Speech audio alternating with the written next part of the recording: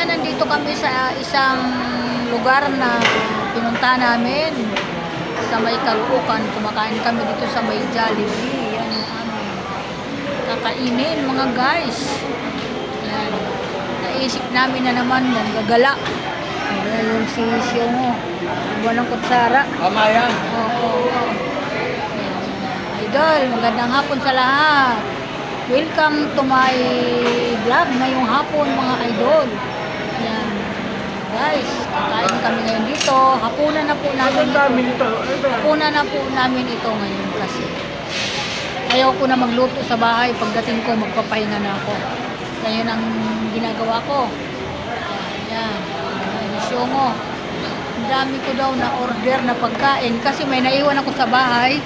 Dalawa, si Daisy, yung anak kong isa, saka yung apo ko, kailangan kong bilihan para baka mamaya nagutom, mahirap na sa apo ko. Dahil yung apo ko, ayaw ko na pinapagutuman yun kasi nagda-diet. Magandang hapon for today's video. Thank you po sa lahat. Thank you po. Thank you.